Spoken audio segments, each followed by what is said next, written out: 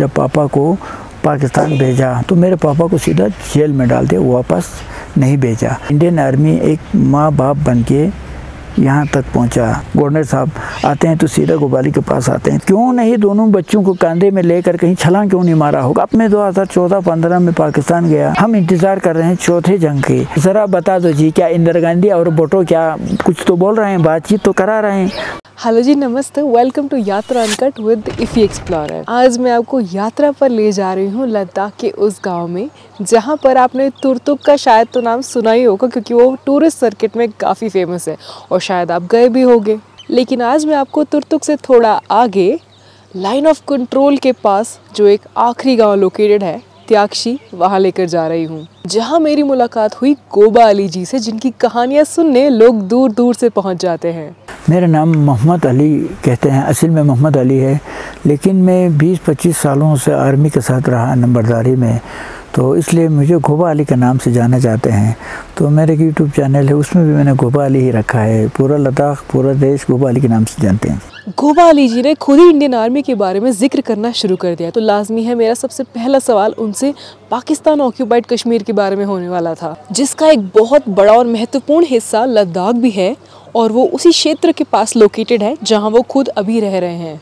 तो Indian army सुबह 6 बजे के करीब तक सुबह यहाँ पहुँचा। तो इंडियन आर्मी अजीब सब टोपी पहन के, यानी वर्दी में, और उधर उसको हथियार ऐसे डाल के आते हुए हमने देखा। तो मुझे बहुत डर रहे थे। तो फिर आर्मी जो कि लोग ऐसे बेटा करके मेरे ऐसे हाथ लगाते थे। मुझे एक चीज़ जो फर्स्ट चीज़ मुझे अभी वो याद है जी। तो उसके बाद मेरे पापा यहाँ था, मेरे दादा यहाँ था। तो मेरे पापा ने इंडियन आर्मी को, हमारे यहाँ खुबानी अखरोट जो होता है, तो उनको तोहफा लेकर, वो भी प्लेट में नहीं, ऐसे इसमें लेकर आते हुए आता था। फिर फौजी एक एक करके, शायद भूखा भी होगा, जैसे उठाते जाते हुए मुझे थोड़ा सा याद है। उस वक्त मेरे पापा भी यहाँ पर था। तो मैं आपको इस गांव के बारे में मैं आपको बताता चलूँ तो ये गांव सबसे दुखित, अगर दुनिया में कहे तो भी कम नहीं होगी। कि 71 के जंग से पहले आपको मैंने कहा जो जैसे चुलुंगा के लोग भाग गया था, तो इस गांव की औरतें बच्चे सब पाकिस्तान रहा हुआ था, बैठा हुआ था। तो इतने में इंडियन आर्मी और कर्नल इंचन साहब ने सोचा, यार यहाँ इस तरीके से गांव नहीं रह सकते हैं, क्योंकि बेचारा औरत बच्चे उधर, खुद इधर, ये ज़िंदगी नहीं गुजार सकते। हाई कमान को लिखा, तो फिर हाई कमान ने 3-4 महीने के बाद एक परमिशन लाए, पाकिस्तान से शायद बात किया होगा। तो मेरे पापा को, मैं आपको शॉर्टकट में कह रहा हूँ, मेरे पापा को यहाँ से भेजने का फैसला किया, क्योंकि वो पापा को थोड़ा बहुत हिंदी आता था। तो पापा यहाँ से चला गया। तो पूछा 3-4 महीने के बाद इंडिया क्या था, इंडिया कैसा था। तो जम के इंडिया का तारीफ़ किया, कर्नल इंचन साहब का तारीफ़ किया। ये इंडियन आर्मी ने ये जो फैसला किया है कि इस तरीके से ये नहीं रह सकते हैं। तो हकीकत में इंडियन आर्मी में हिंदू, बुद्धिस्ट, सिख ही आते हैं, लेकिन जब हम बिछड़े हुए लोग, तो वहाँ भी मुसलमान था, यहाँ भी मुसलमान था। लेकिन इंडियन आर्मी ने इतना एक पॉजिटिव सोच कर मैं पापा को पाकिस्तान भेजा। भेजने के बाद अब वहाँ पूछने लगा इंडिया क्या था, कैसा था, तो जी बढ़िया था, ये था, वो था। तो मेरे पापा को सीधा जेल में डाल दिया, वापस नहीं भेजा। गोबा अली जी तब की बात बता रहे हैं जब 1971 में इंडिया पाकिस्तान वॉर हुआ था बांग्लादेश की आज़ादी के लिए, और तब यहाँ लद्दाख में इंडियन आर्मी को लाइन ऑफ कंट्रोल को रीड्रॉ करने का मौका मिला था। उस टाइम पाकिस्तान ऑक्यूपाइड कश्मीर के कुछ गांव इंडियन आर्मी ने वापस इंडिया में लाने का प्रयास करा, और इंडियन आर्मी उस प्रयास में सक्सेसफुल रही, और इस प्रयास में कई परिवार बिछड़े। और इसके कुछ दिन बाद गोबा अली जी के पिता को पाकिस्तान भेजा गया अपने बिछड़े परिवार से मिलने के लिए। जब पापा को वापस नहीं भेजते हैं तो 3 और 5 साल के बच्चा और 80-90 साल के बूढ़े का कोई नहीं होता, खिलाने वाला ही नहीं। तो उस दिन से शायद मेरा ख्याल में मेरे लिए इंडियन आर्मी एक माँ बाप बन के यहाँ तक पहुँचा। तो मुझे तो जो हमारा एक कहावत होते हैं, छोटा बच्चों को जो खिलाते हैं तो वो याद नहीं रहते हैं, बूढ़ों को खिलाते हैं तो उसका जवाब नहीं मिलते हैं, एक कहानी होता है।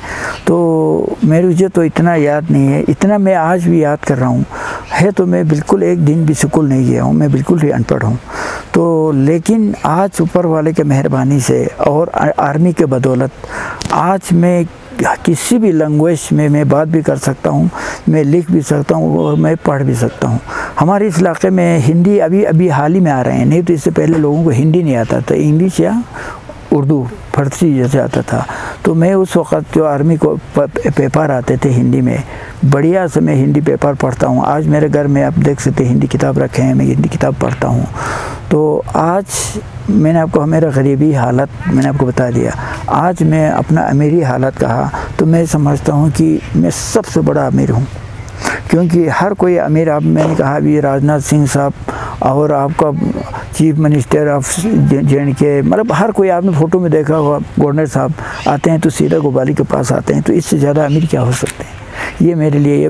उसके बाद मैं कहते हैं आखिर इस आदमी को बनाया किसने, ये देखने वाली बात है। आप एक IPS बना या आप एक अच्छा बेटी बनाया तो ये क्रेडिट आपका माँ बाप को जाते हैं। तो मेरे माँ बाप तो 1971 में पाकिस्तान चला गया हो या पाकिस्तान फंस गया हो, जैसे भी हो, तो मैं एक यतीम था। यतीम आदमी डाकू भी बन सकता था, चोर भी बन सकता था। और फिर गोबाली जी ने मुझे उन सब परिवारों का दुख बताने का एक प्रयास करा जिनके परिवार इन कांस्टेंट लड़ाइयों की वजह से और सरहदें खींचने और दोबारा खींचने की वजह से बिछड़ गए थे। जब मैं यहाँ से तकरीबन मेरा 8, 10, 12 साल का उम्र हुआ तो मैं हर वक्त ये सोचता था, यार मेरे दादा ने ये मुसीबत कैसे झेला होगा, क्यों नहीं दोनों बच्चों को कंधे में लेकर कहीं छलांग क्यों नहीं मारा होगा। अपना दिल में ये सोचते रहते हैं।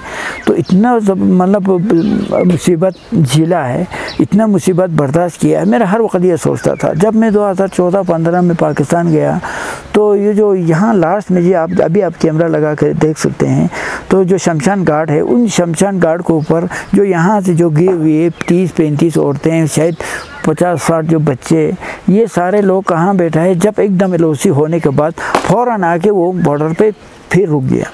यहाँ पर शमशान घाट में इन्होंने खैमा बना लिया, झुंपड़ी बना के वहाँ पर बैठने लगा, वो भी शमशान कब्रिस्तान पे।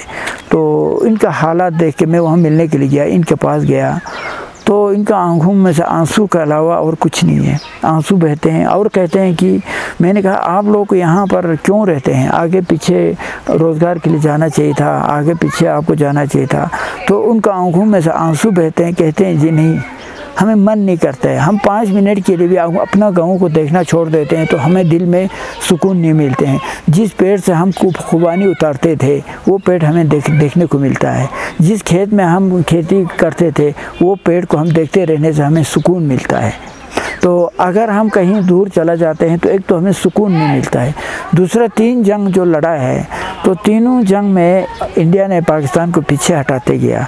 हम इंतज़ार कर रहे हैं चौथे जंग की, अगर कहीं जंग हुआ तो हम यहाँ रहेगा, एकदम हम अपनों से मिल पाएंगे। अगर हम कहीं पीछे गया तो फिर हम फिर बिछड़ जाएंगे, इसलिए हम यहाँ पर बैठे हैं। तो उनका जो आंसू देखकर, उनका जो मुसीबत देखो, आज 50 साल हुआ है, अभी भी इनका आंखों से आंसू बहना मतलब बंद नहीं हुआ है।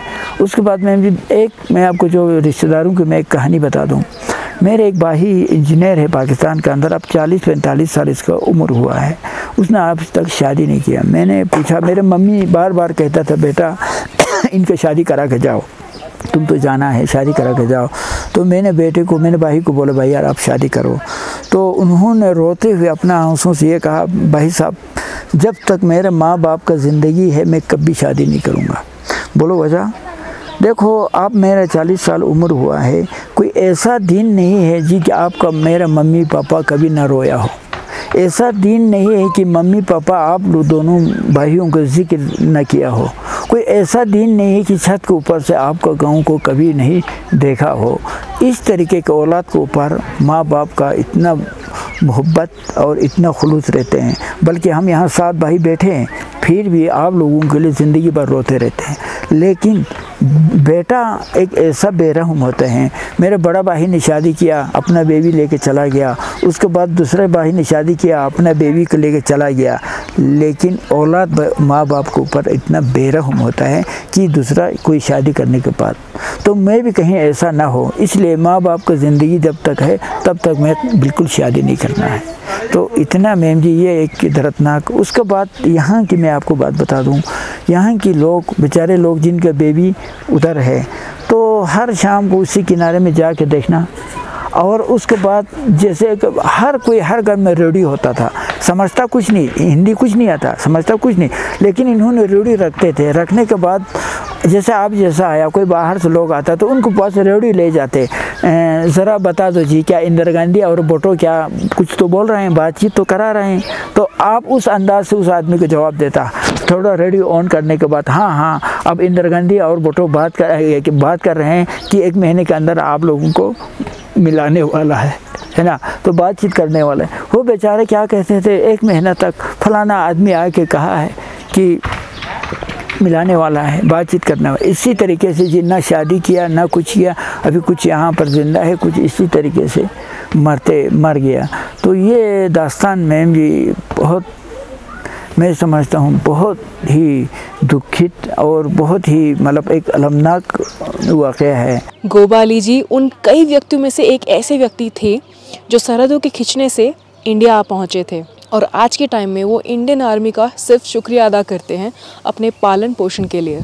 कि यहाँ बॉर्डर में लोग आगे भी है, लोग मतलब आप लोगों को खिदमत भी करते हैं और लोगों को बात करना भी थोड़ा बहुत आते हैं, तो इसका जो क्रेडिट जो मिलता है तो सबसे पहले मैं कहता हूँ कि इंडियन आर्मी में, आर्मी ही बेल्ट फोर्स में एक कसम मिलता है कि हम ईमानदारी से काम करेंगे, सच्चाई का काम करेंगे। उस कसम को 26 जनवरी 15 अगस्त का दिन इंडियन आर्मी उस टॉप पे बर्फ़ के बीच में रहता है।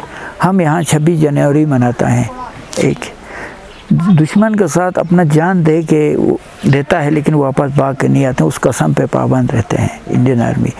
तो इसलिए मैं एक कविता में आपको बता दूं कि सलाम मोहब्बत भारतीय फ़ौज को, मेहनत से सद्भावना चलाने के जोश को, चोटियों के सर पे मुस्कुराने का होश को, ज़रूरत पे ताकत दिखाते हैं दोष को, मुसीबत में उठाते हैं गमगीन की बोझ को, मोहब्बत से तब्दीली कराते हैं सोच को, सीओ ब्रिगेड आते हैं हर महफिल में हौसला देने अपने दोस्त को, चमका के रखिए खिलती हुई रोज़ को, मजबूत बना लो दोस्तों भारतीय फ़ौज को, अली तुम हौसला देते रहो सेना की जोश को। तो इसी के साथ में आपको और एक छोटा सा मैं कविता जोड़ते हैं।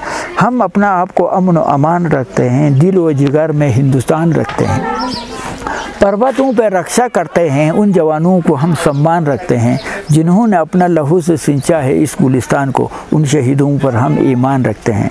उसके बाद एक शिकायत भी बीच में हम डाल देते हैं, हर कोई तमन्ना वफा के लिबास में, हर कोई वफादार है तो फिर बेवफा कौन है। गोपाली जी की कहानी अलग नहीं है, सरहदों पर बहुत सारे रहने वाले लोगों से ही मेल खाती है। इस देश में और दुनिया भर के कई देशों में कई ऐसे परिवार हैं जो सरहदों के होने की वजह से बिछड़े हैं, लेकिन सीखने वाली बात यह है कि बचपन में मिली एक नई पहचान, एक सशक्त और एक अच्छी पहचान जो उन्हें मिली, उसका शुक्रिया अदा वो आज तक करते हैं। मेरे पापा को वहाँ पर से वो नहीं भेजा। अगर पाकिस्तान में इंसानियत होता, अखलाकियत होता तो यार तू जाओ उन छोटा बच्चों के लिए, बाकी को नहीं भेजेंगे। एक अगर इंडिया ने यहाँ से लाने के लिए भेज दिया तो यार क्या इंडिया ने अच्छा स्टेप उठाया है, जाओ तुम लोग, सीधा वापस भेजना चाहिए था, नहीं भेजा। तो मैं कहते हैं कि पाकिस्तान का किरदार मैं तो नहीं कहूँगा, लेकिन आज भी देख रहे हैं अपना आप कभी चैन का ज़िंदगी नहीं है, क्योंकि चैन खुद बिगाड़ देते हैं। जब आप यहाँ गलत करते हैं तो गलत आपको ही भुगतना पड़ते हैं। तो हम ये समझते हैं कि इस देश में अगर किसी को सलाम करना है, इस देश में अगर किसी को समझना है, अगर इस देश में अगर किसी की इज़्ज़त करना है तो हम समझते हैं इंडियन आर्मी। मैं पाकिस्तान जाके 1 साल बैठ के आया तो मैंने कहा अगर इंडियन आर्मी को देखना है तो मुझे देखो, मैं इंडियन आर्मी का ही बेटा हूँ, असली बेटा। क्योंकि माँ बाप ने तो छोड़ के पाकिस्तान चला गया, तो उसके बाद हमारे जब इंडियन आर्मी के कोई साहब लोग आते हैं तो हम साहब कभी भी सिविल वर्दी में आते हैं, आपका उनके साथ जो सिपाही आते हैं वो वर्दी में आता है, आपको पता है। मैं पहले उस सिपाही को सलाम करते हैं तो सिपाही बोलते हैं भाई साहब, मैं क्या पहले वर्दी को करेंगे जिस वर्दी ने मुझे यहाँ तक पहुँचाया है, उसके बाद सब में साहब को पढ़ते, ये मेरा सोच है। तो आज मैं हर किसी को कहता हूँ कि अगर मेरा माँ बाप है तो देश है। जैसे आपको पाल पोस के यहाँ तक पहुँचाया है, शायद आपको माँ बाप ने पाल पोस के यहाँ तक पहुँचाया है, पढ़ाया लिखाया है, तो आपको कोई पूछे कि तुम देश छोड़ेगा या माँ बाप छोड़ेंगे, आप ज़रूर कहेंगे माँ बाप मैं नहीं छोड़ सकता, मैं देश छोड़ूंगा। लेकिन मेरे लिए, मैं समझता हूँ इस पूरे देश में मुझसे ज़्यादा अगर इस देश के साथ मोहब्बत है तो किसी को हो ही नहीं सकता है। ये मेरा सोच है। फिर मुझे पता चला कि गोपाली जी अपने क्षेत्र के नंबरदार भी रह चुके हैं काफ़ी लंबे समय तक, तो उसकी कहानी भी उन्होंने मुझे बताई। तो नंबरदारी का जो सफ़र शुरू होने का असल वजह यह था कि सन 1971 में मेरा माँ बाप तमाम रिश्तेदार से हम बिछड़ गया। मेरा दादा 80-90 साल की, मेरे छोटा भाई 2 या 2.5 साल की, मेरे उम्र 5 साल की। तो हमें संभालने वाला कोई नहीं था, ना मामू चाचा कोई नहीं था। तो हमें इंडियन आर्मी ने ही हमें संभाला, हमें पाला पोसा। तो आज मैं उस इंडियन आर्मी को, हर किसी वर्दी को मैं सलाम करते हैं कि मैं यहाँ तक मुझे पहुँचाया है। आप जैसे बड़े बड़े लोग, अभी आपने देखा होगा राजनाथ सिंह साहब जैसे आपका, उसके बाद उमर अब्दुल्ला जैसे, उसके बाद आपको बड़े बड़े मतलब लोग, गवर्नर R.K. माथुर जैसे इस हमारे घर पे आते हैं, मुझे नाम लेके आते हैं। तो आखिर में हर किसी को कहते हैं कि इस आदमी को बनाया किसने, इस आदमी को यहाँ तक पहुँचाया किसने। नहीं तो हम चोर भी बन सकता, डाकू भी बन सकता था। तो इस तरीके से मैं इंडियन आर्मी ने मुझे पाल पोस के बड़ा बनाया। तो हम इंडियन आर्मी का ही बेटा था। तो मुझे 88 में 88 में चाहे कुछ भी हो, आर्मी का जो अपना कोई मसला हो या जो भी हो, तो मुझे इन्होंने नंबरदार बनाया। नंबरदार यानी सरपंच कहो, मुखिया, जो कि आर्मी के सारे जो काम होते हैं, डोंकीस देना होते हैं, लेबर देना होते हैं, आर्मी के साथ जो लेन देन है, उसका मुझे एक हिसाब से इंचार्ज बना दिया। 88 से लेकर 2008 तक करीब 20 साल से ऊपर ये काम किया। तो आज लोग गोबा अली के नाम से जानते हैं। तो गोबा मैना हेडमैन को कहते हैं। इतने कठिन समय के बाद अब गोपाली जी अपने क्षेत्र में अपना जीवन आत्मसम्मान के साथ व्यतीत कर रहे हैं। ये मेरा वो है। उसके बाद हर कोई ये भी पूछते हैं, गोपाली आप इस 0 पॉइंट पे मतलब इतना आप सारे चीज़ें अलग थलग यूनिक जो आपने बना रखा है। जी आपको यहाँ पर अभी देख रहे हैं ये सारे यूनिक देख रहे हैं, इसमें से 5% ही देख रहे हैं। तो हकीकत में आप देखेंगे तो मैंने यहाँ पर कई रिसर्च करते हैं। मैंने यहाँ पर छत के ऊपर बायो गैस, जो गोबर गैस, लोग कहते हैं कि लद्दाख माइनस टेम्परेचर पर बायो गैस नहीं आते हैं, तो मैंने बिल्कुल सक्सेसफुल बायो गैस मैंने तैयार कर रखे हैं। और नीचे मैंने जो पावर हाउस में, हर किसी को ये चाहते हैं कि अपना टांगों पे खड़ा होना सीखिए। तो दूसरों का टांगों पे खड़ा होने वाला आदमी, मैं नहीं समझता हूँ कि वो आदमी नहीं है। अगर अमीर है तो उससे कहते हैं कि जो सब कुछ अपने पास हो वो अमीर है। मैं कहता अमीर है तो पंजाब वाला अमीर है, मैं कैसा हूँ ज़रूर कहेंगे कि वो अपना बनाते हैं, अपना हाथ से लगा के खुद खाते हैं। हम और आप उन्हीं का खाता है। तो मैंने एक पावर हाउस जनरेट किया था, तो पूरा गांव को हमने 2 साल बराबर हमने बिजली दे दिया। उसके बाद मैं आपको ये भी एक बात बता दूं, यहाँ पर मैंने एक रिमोट कंट्रोल गेट बनाया, शायद आपने सुना होगा, वो भी बैटरी पे चलने वाला। मैं आपको माध्यम से मैं पूरा हर किसी देशवासियों को मैं ये भी बता दूं, बिल्कुल आसान है वो रिमोट कंट्रोल गेट। वो कैसा है मैं आपको दिखा भी लूँगा।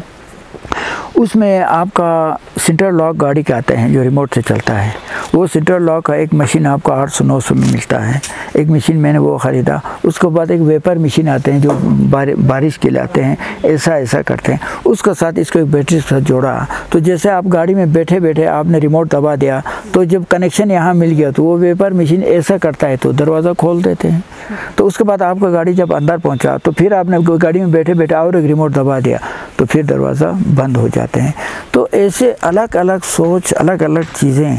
उसके बाद फिर मैं कहते हैं कि दुनिया में हज़ारों धर्म हैं, तो मैं समझता हूँ कि ये सारे धर्म, यूरोप किसी ज़माने में जंग व जदाल में टॉप पे था, आज यूरोप बिल्कुल दुनिया में अमन जगह है।